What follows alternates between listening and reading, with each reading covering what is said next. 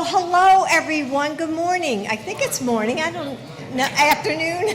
I lost track. Anyway, most people believe that success means one thing, getting a 4-year degree.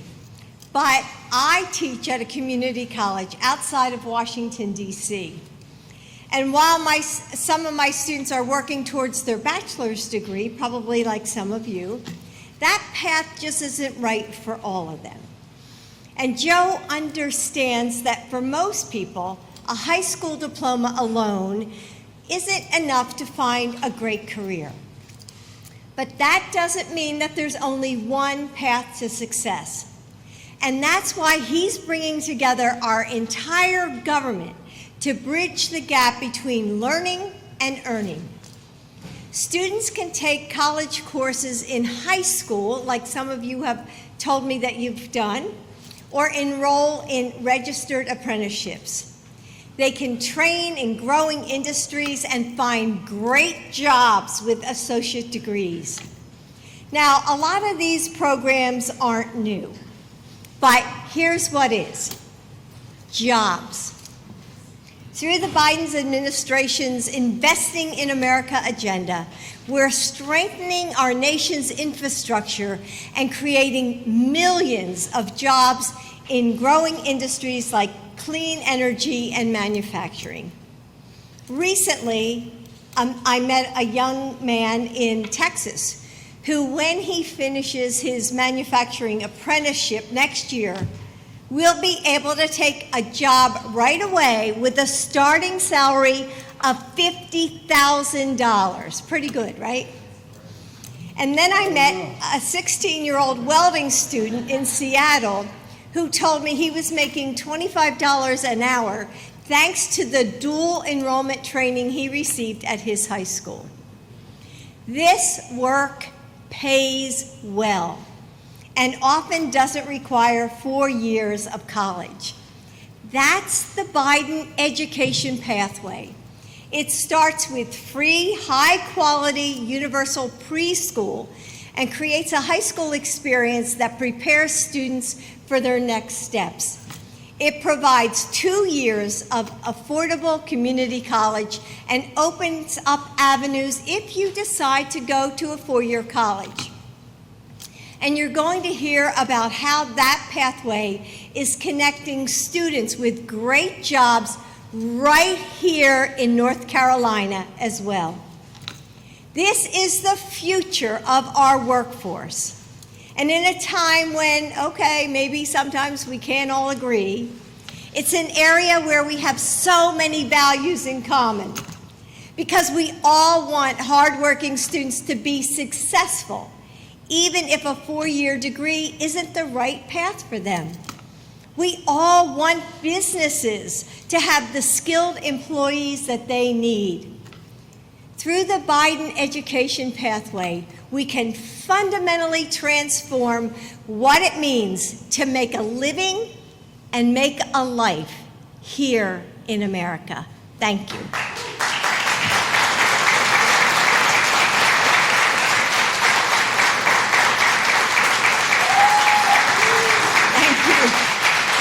And now it is my pleasure to introduce an incredible student and a pre-apprentice here at Nash. And her name is America. America?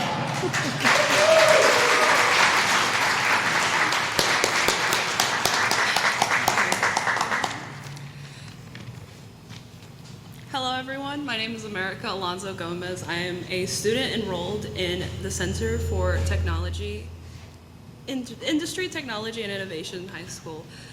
And I'm currently in the Step for Growth Clean Vehicles program here at Nash Community College. My time here at Nash has been great, and I'm really enjoying this program. Here at Nash, we just completed our OSHA 10 Lean Six Sigma Yellow Belt certification. I am beyond excited for this program, and I entered this program to help bring fields that are so important to this country and to my community to light. Energy and manufacturing are changing our very future by generating renewable resources, by creating resources that are replacements for resources that are currently depleting, at risk of depleting.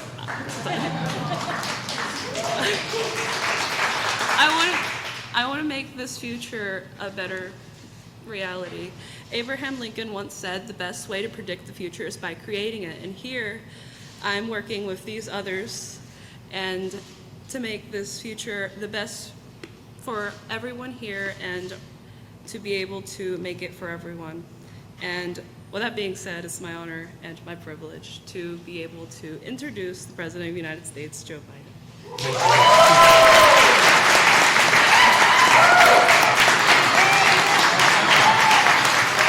Hello.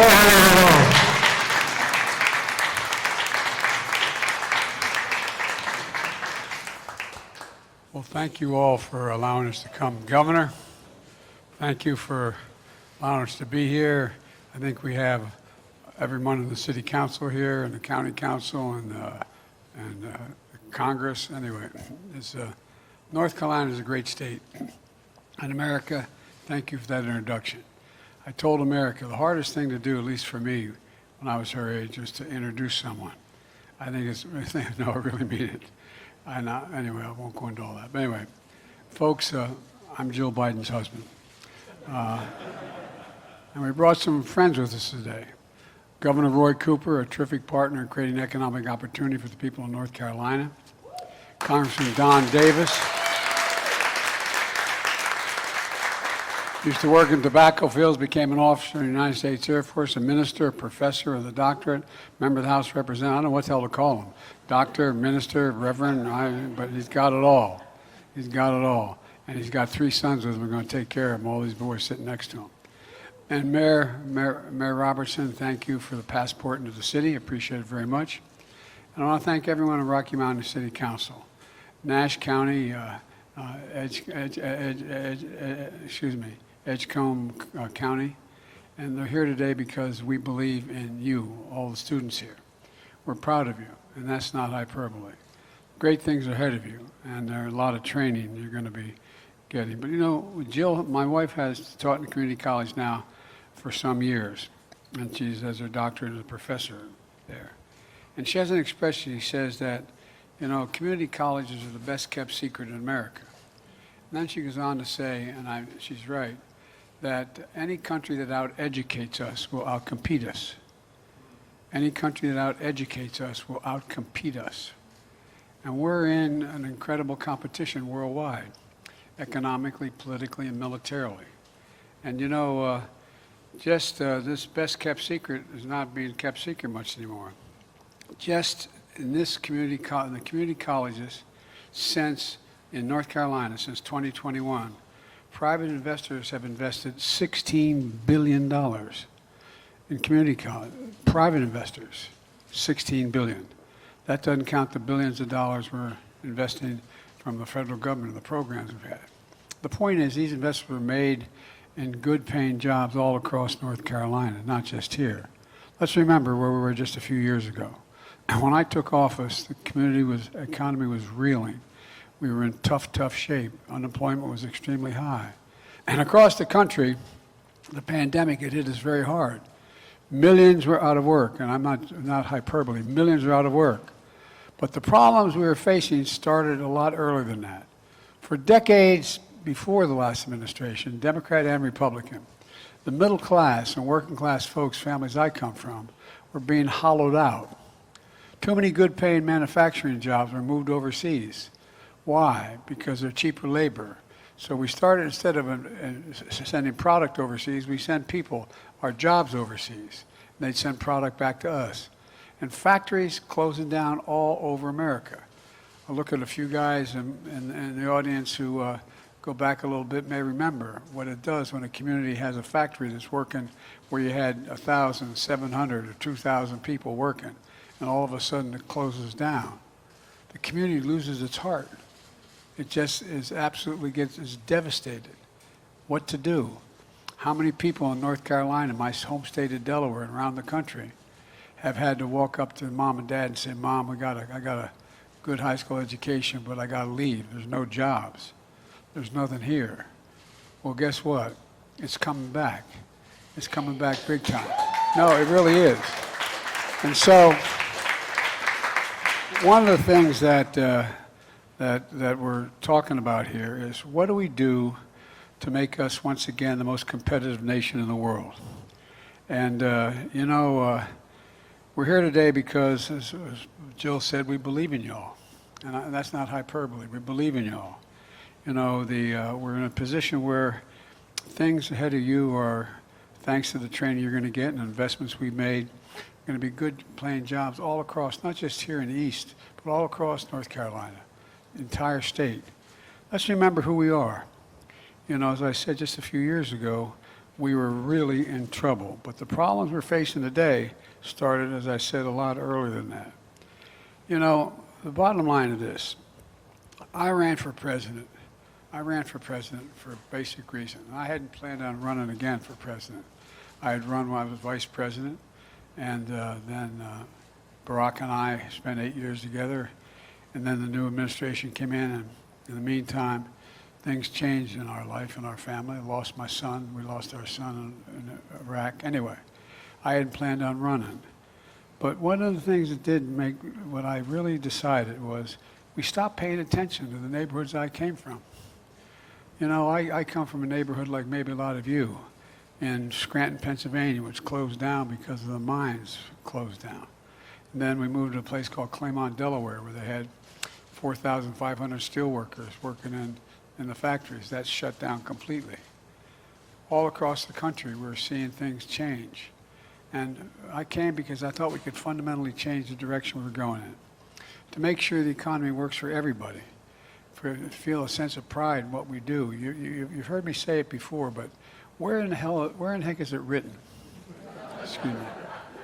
Where is it written that America can't lead the world again in manufacturing? Where is that written? And I was determined to make sure it got unwritten. Because folks, look, here we are. And just in a few weeks after I became president, we wrote the American Rescue Plan, the most aggressive economic recovery package since Franklin Delano Roosevelt. It delivered immediate relief to folks most in need to get our economy back on track. Next, I enacted what we were told we couldn't do. I was told by the press and everyone else that we couldn't do a bipartisan bill. Well, we've invested more money in roads, bridges, internet, and clean water, et cetera, the largest investment in infrastructure since Dwight Eisenhower's interstate highway system. And now we have the best economy in the world. We need the best infrastructure in the world. How can you be the best economy without the best bridges, roads, ports, et cetera? So to date, we've invested nearly $5 billion in 158 infrastructure projects just in North Carolina. $5 billion just in North Carolina.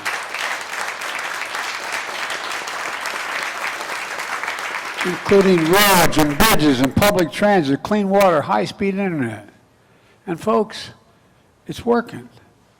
After I had this idea, some of the other team didn't like, but they came along, at least a minority of them did, a thing called the Chips and Science Act. We used to invest 2% of our gross domestic product in research and development. We got down to 0.7%. China leading the world, not us. So we put together a whole program that related to investing in science, to bring key parts of our supply chain back to the United States, like semiconductors. There's 300 semiconductors that go in an automobile. Well, guess what? When we had a problem with the pandemic in Asia, those places shut down. We had to stop making cars, and the price of used cars, went up skyrocketed, and the biggest reason for inflation.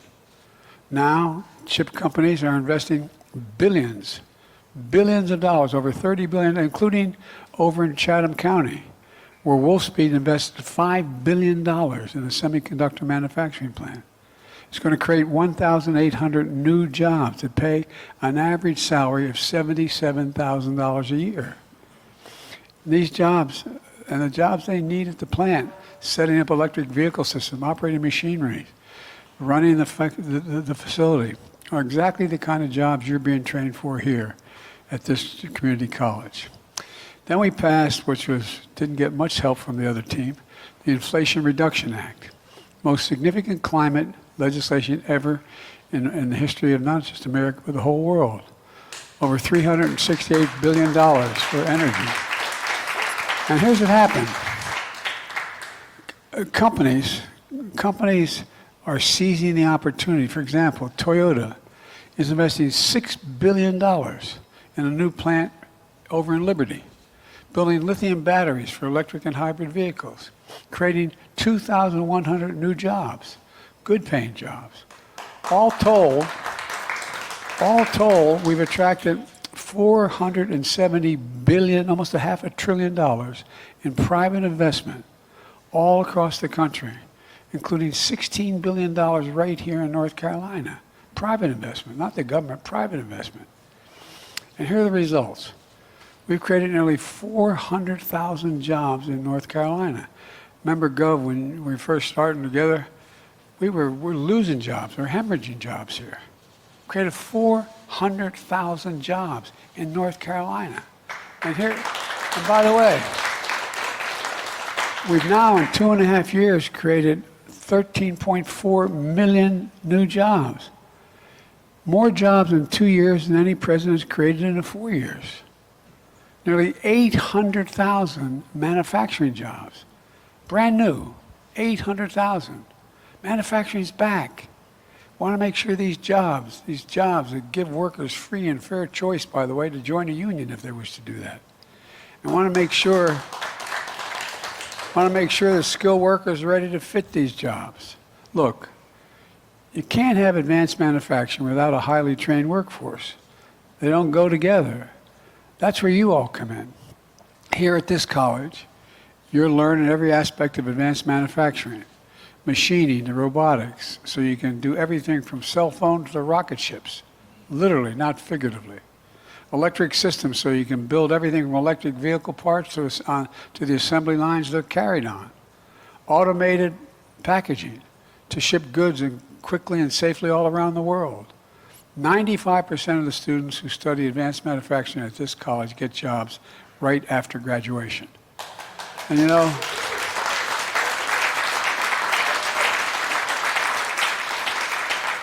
like Jill said, community college is the best kept secret in America. For the longest time, no one wanted to talk about it. Every time I'd raise it for the last 12, 14 years, they said, well, here at Nash, you can see why it's important. And now we want to build all that, what you're doing here, all across America. We've invested $500 million in what we call the Good Jobs Challenge. Now that's the goal, to create good training jobs all across the countries in industries of the future like clean energy. Here in North Carolina, you accepted that challenge, led by the governor with a group called the North Carolina Business Committee for Education, and North Carolina A&T, which graduates more black engineers than any other institution in America, by the way.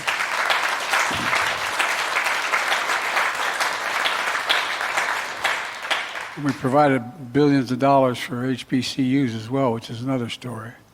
But we've created a coalition of community colleges, partners, including the IBEW, more than 40 employers, different employers. These employers committed to hire at least 3,000 trainees to build solar panels, electric batteries, and clean energy technology. And folks, the benefit of that is you're not only getting a good paying job, you're going to be doing something to help save your country. No kidding. Anybody, I have a lot of folks I came to work with when I was president who thinks there's no such thing as global warming. Anybody doubt it? I have literally, as President of the United States, flown over more territory where forests have been burned to the ground, from New Mexico all the way up to Washington State, Montana, that equals the size of the entire state of Maryland. That's how much has been burned to the ground. And we're building more partnerships, like in places like Phoenix, Arizona, Pittsburgh, Pennsylvania. We're investing in America workforce hubs all across America. Look, Jill launched one just a few weeks ago. Folks, I guess what I'm trying to say is, I think that it's important when you have a job that not only your work conditions and your salary and your benefits reflect how you're treated with dignity, but where you really feel like you're doing something that matters. What you're doing is going to matter to people. It's going to matter to your country. If we don't deal with global warming, it's the only existential threat that exists for humanity. All of the data shows if we don't stay between 1.5 degrees Celsius by the year 20, anyway, we're going to be in trouble. Here's the bottom line. A manufacturing and innovation boom is happening all across America, not just in North Carolina.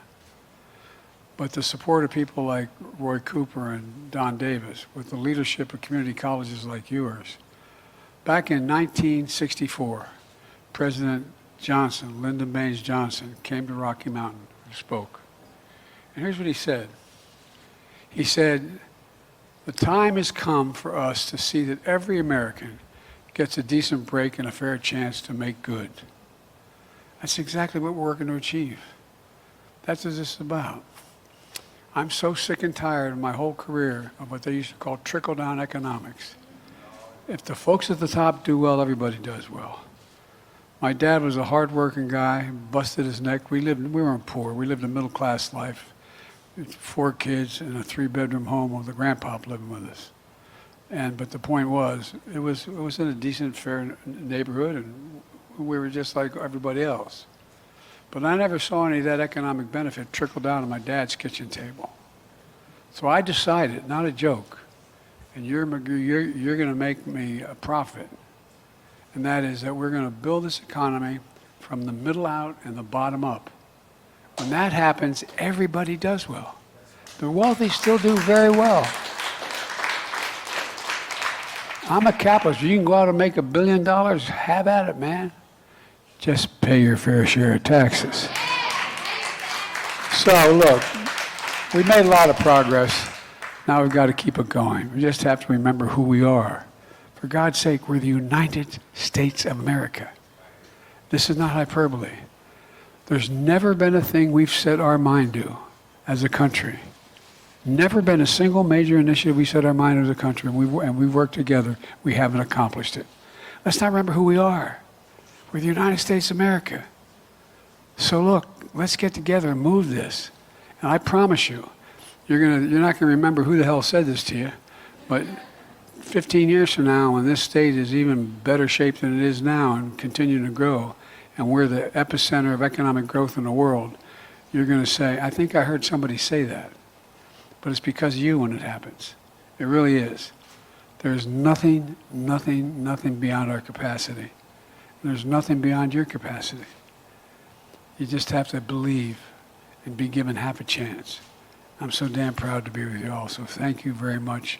And Gov, thank you for what you put together in the state. I think you're the best governor in the country, but thank you.